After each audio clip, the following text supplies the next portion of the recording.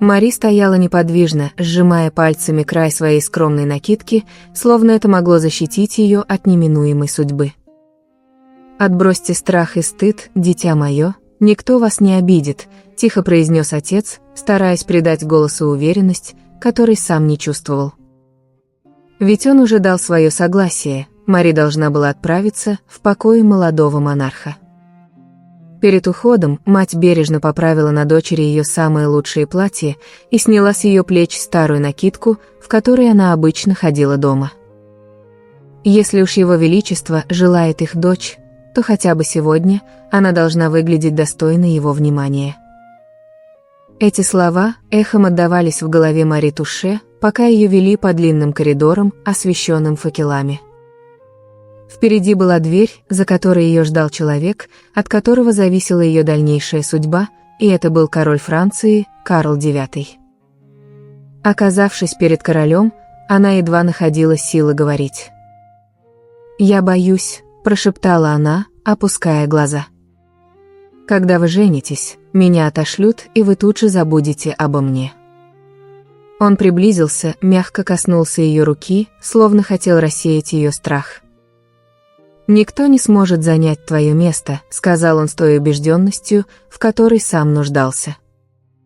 В ту ночь он говорил ей о любви, и, словно желая доказать правдивость своих слов, не отпускал ее до самого рассвета. Но чувства и обещания короля были переменчивы, как и все при дворе. Французский король Карл IX всегда говорил, что способен по-настоящему любить только одну женщину. Даже в юности, когда кровь кипит и толкает на безрассудство, он отличался удивительной сдержанностью и осторожностью в поступках. Там, где другие принцы с готовностью бросались в вихрь придворных увлечений, он держался отстраненно. 16-летний король почти не обращал внимания на придворных красавиц, которые наперебой старались ему угодить. Такое равнодушие вызывало у дам недоумение, а порой и откровенные насмешки. Однажды очередная колкость от мадам де Монпансье задела юного Карла за живое. Обращаясь к ней, он вспыхнул и с раздражением заявил: «Если бы я захотел ухаживать за дамами, я бы научил их такому, что они пожалели бы, что разбудили спящего льва». И, к удивлению многих, эти слова не остались пустой бравадой. С тех самых пор Карл словно решил доказать самому себе и окружающим, что обладает властью не только над страной, но и над сердцами женщин. Юный король перестал стесняться собственных желаний и с пылом, достойным своего громкого обещания, начал искать развлечений в обществе прекрасных дам. Ни происхождение, ни положение уже не имели значения, в поле его зрения попадали и знатные дамы, и случайные красавицы из народа. Но эта беспорядочная игра в любовь в один прекрасный день неожиданно закончилась. Летний воздух Орлеана был наполнен запахом свежей травы, пыли и конского пота. Королевская охота всегда превращала окрестности маленьких и тихих городков в шумный лагерь придворных развлечений. В тот день король Франции Карл IX казался особенно оживленным, молодая кровь требовала безудержного веселья, а тревоги и государственные дела на несколько часов отступали перед азартом погони. Но именно в этот день судьба приготовила для него совсем иную добычу. Король заметил ее случайно. На краю дороги, где собралась толпа зевак, чтобы посмотреть на королевскую свиту, стояла девушка лет 17. Она была совсем не похожа на придворных красавиц. Ее светлые волосы мягкими локонами падали на плечи, глаза сияли живо и доверчиво, а круглое лицо с нежным румянцем придавало ей сходство с ангелами на церковных фресках. Простенько одетая девушка не пыталась привлечь к себе внимание, но в ее облике было нечто такое, что заставило Карла придержать коня. Девушку звали Мари Туше, она была дочерью помощника судьи. Карл упрямо не сводил с нее взгляда, словно пытался запомнить каждую черту. Через несколько минут он подозвал одного из приближенных и негромко приказал: «Узнайте ее имя». и убедите прийти ко мне сегодня ночью». Приказ был выполнен быстро и без лишнего шума. Однако господин Латур, получивший поручение, предпочел действовать куда практичнее. Он отправился не к напуганной и растерянной девушке, а к ее отцу, человеку рассудительному и вполне понимающему, что значит внимание короля Франции. Разговор оказался предельно коротким, а принятое решение – окончательным. «Если того желает его величество, мы должны повиноваться», – тяжело вздыхая, произнес отец девушки. Король Франции не тот человек, которому отказывают. И хотя у мадмуазель Туше уже был жених, судьба ее была решена в тот вечер. С этого момента Мари оказалась в полном распоряжении его величества. Ее словно передали королю, как драгоценную безделушку, которая должна радовать взгляд. В тот день никто не спрашивал девушку, чего она хочет сама. Все, на что могла надеяться Мари, это суметь со временем полюбить человека, которому теперь принадлежала ее судьба.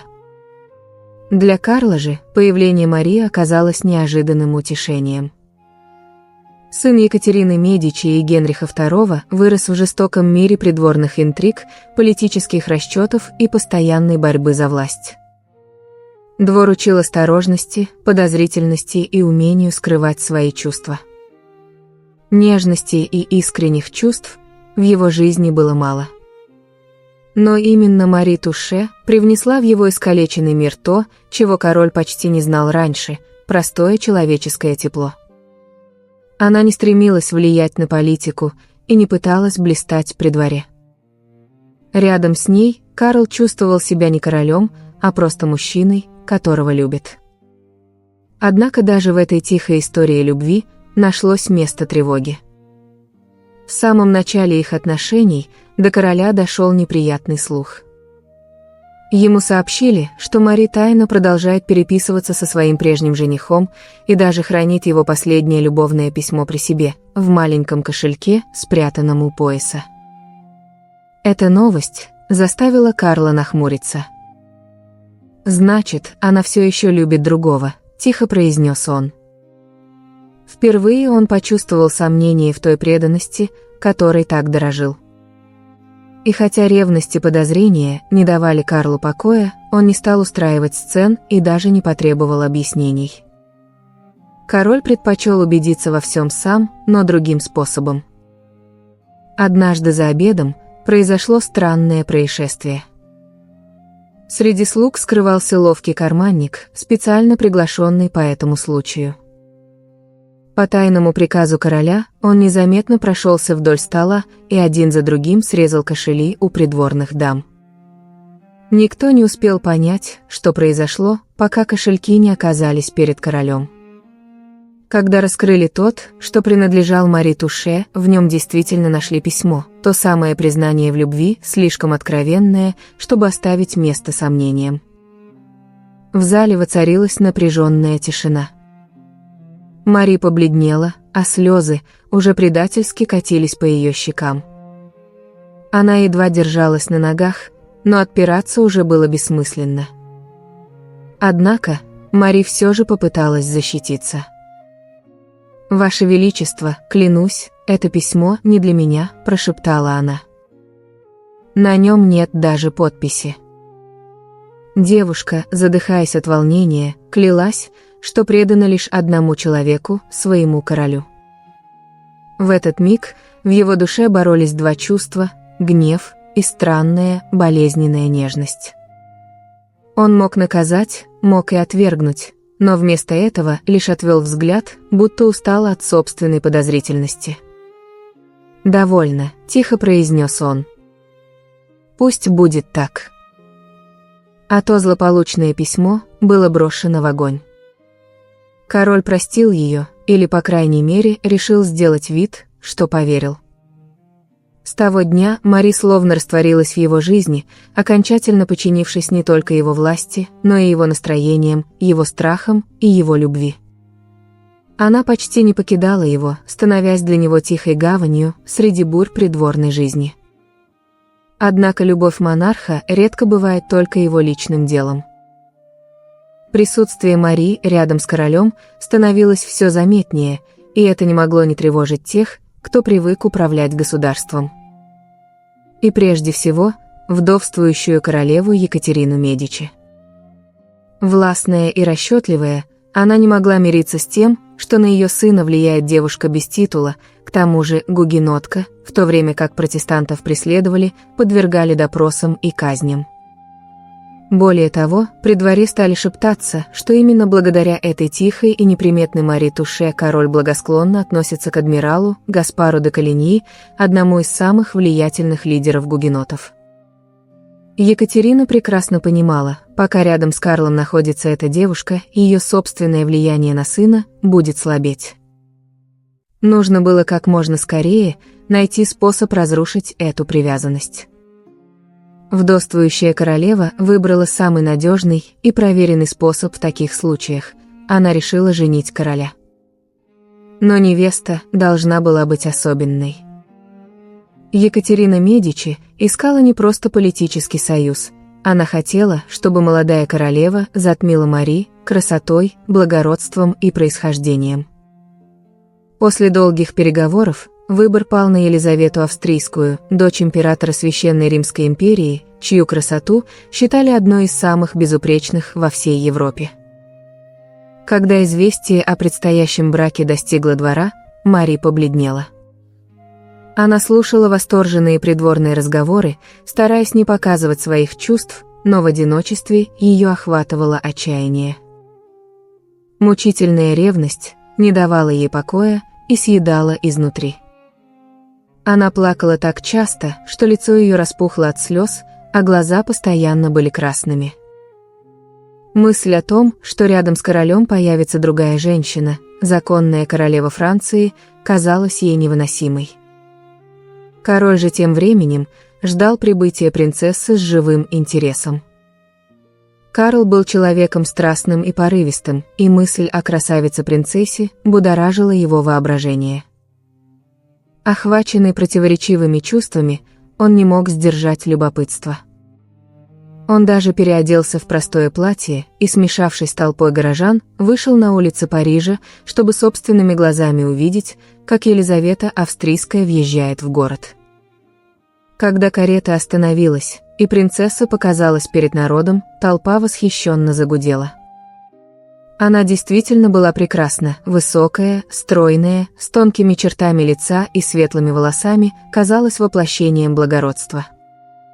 Карл завороженно смотрел на невесту и невольно улыбался. «Она и правда красива», — пробормотал он. На мгновение король почувствовал настоящее трепетное волнение. Их свадьба стала одним из самых пышных и великолепных праздников того времени. Париж сиял огнями, улицы были украшены гобеленами и цветами, а на турнирах и балах присутствовали представители почти всех европейских дворов. Воспитанная в строгих традициях Габсбургов, Елизавета Австрийская держалась с достоинством. Она смотрела на короля с искренним восхищением, и, казалось, Карл на мгновение позволил себе ответить ей тем же. Ведь красота его супруги мало кого оставляла равнодушным.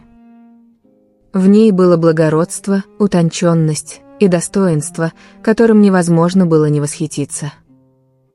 На короткое время Карл даже увлекся ею, позволив себе поверить, что сможет быть счастлив в законном браке. Однако это очарование длилось недолго. Елизавета Австрийская была создана для того, чтобы стать идеальной королевой. Умная, благородная, воспитанная в строгих традициях императорского двора, она умела нравиться и никогда не позволяла себе лишнего. Принцесса прекрасно танцевала, играла на музыкальных инструментах, говорила на нескольких языках и безупречно держалась на публике. Но в этой отточенной безупречности не было той простой нежности, той теплой искренности, в которой так сильно нуждался король. Очень скоро, окруженный бездушным блеском и величием двора, Карл вновь почувствовал пустоту, ту самую, которую умела заполнять лишь одна женщина, милая, тихая и искренняя Мари. Вот только Мари Туше уже не было рядом. По распоряжению двора ее отправили в Орлеан, подальше от Лувра и от глаз новой королевы, чтобы присутствие бывшей фаворитки не омрачало начало королевского брака. И вот однажды Карл все же не выдержал. Не предупредив никого при дворе, король вскочил на коня и поспешил в Орлеан. Когда Мари увидела его на пороге, она не сразу поверила своим глазам. «Сир», — только и смогла прошептать она. Карл улыбнулся так, словно вернулся домой после долгого отсутствия. «Я приехал за тобой», — решительно заявил он. И действительно, король лично привез свою возлюбленную обратно ко двору. Но вместе с тем этот поступок вызвал бурю негодования, а в особенности у Екатерины Медичи. Теперь королева-мать ненавидела Мари еще сильнее, чем прежде, и уже не скрывала своего раздражения. Но, к удивлению двора, она не стала уничтожать Мари. Ведь она была единственной, кто дарила королю спокойствие, которое позволяло ему сохранять рассудок в самые мрачные моменты правления. А вскоре во Франции произошло событие, которое изменило судьбы многих людей. В ночь на 24 августа 1572 года, вошедшую в историю как Варфоломеевская, Париж погрузился в хаос и кровопролитие. Протестантов преследовали, выводили из домов и убивали прямо на улицах города. Мари Туше, будучи гугеноткой, могла стать одной из первых жертв этой резни. Лишь счастливый случай и, возможно, покровительство самого короля спасли ее, и она чудом избежала гибели. Но для Карла эта ночь стала началом медленного разрушения. События тех дней оставили глубокий след в его душе. Король стал раздражительным и замкнутым, и все чаще страдал от приступов ярости, а затем впадал в тяжелую меланхолию. Иногда он запирался в своих покоях на долгие часы, не желая видеть даже самых близких людей. Мари старалась быть рядом, часто сидела у его постели, когда Карла мучили ночные кошмары, и всячески пыталась успокоить, когда его охватывали приступы тревоги. «Все будет хорошо», — тихо говорила она, гладя его руку. Но Карл лишь качал головой. Иногда ему казалось, что он слышит крики погибших. «Они приходят за мной», — с ужасом в глазах бормотал король. Мари крепко обнимала его в такие минуты. Она смотрела на Карла с тревогой и отчаянием, но не могла спасти его от самого себя. Понимая, что двор полон опасностей, Карл решил защитить любимую женщину хотя бы от придворных интриг и нарастающей ненависти. Он отправил Мари в замок Фие, подальше от шумного Парижа. Именно там, в 1573 году, у них родился ребенок, тихая радость на фоне надвигающейся тьмы. Но даже это не смогло вернуть короля к прежнему состоянию. Он по-прежнему нуждался в ее любви и поддержке, но до Мари начали доходить тревожные слухи, которые больно ранили сердце. Говорили, что король все чаще ищет забвение в шумных пирушках и безудержных развлечениях вместе со своим братом, герцогом Алансонским. После таких ночей Карл по нескольку дней приходил в себя. Иногда он возвращался к Мари, совершенно измученным и опустошенным. «Я так устал», — говорил он, опускаясь в кресло. «Все вокруг меня рушится». Мари смотрела на него с болью и понимала, что тот юный король, которого она когда-то встретила в Орлеане, постепенно исчезает. А весной 1574 года болезнь окончательно взяла над ним верх. Карла мучила лихорадка, кашель и сильная слабость.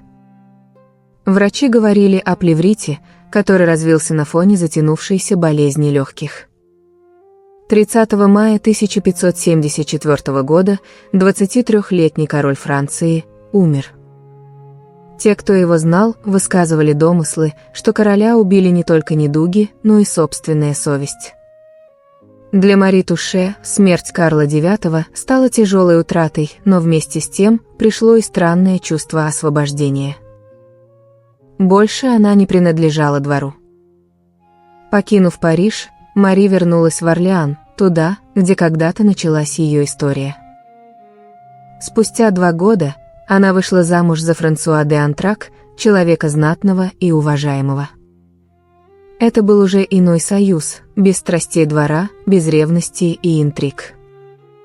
В этом браке Мари Туше подарила мужу 2 прекрасных дочерей. Но история, словно играя судьбами людей, иногда повторяется удивительным образом. Спустя годы очаровательная дочь Мари, Екатерина Генриетта де Антрак, станет фавориткой другого французского короля, Генриха IV Наварского, того самого человека, чья свадьба когда-то стала прологом Варфоломеевской ночи. Екатерина Генриетта родит ему 2 внебрачных детей и долгое время будет оставаться одной из самых влиятельных фавориток Франции. Сама же Мари прожила долгую жизнь, сохранив память о своей юности при дворе. Годы рядом с королем не принесли ей ни богатства, ни титулов. Мари была лишь женщиной, которую король любил, и все же она навсегда оставалась лишь его игрушкой. Если вам понравилась эта история, пожалуйста, поставьте лайк. Мы также будем искренне рады, если вы подпишетесь на наш канал. Благодарим за внимание, до новых историй.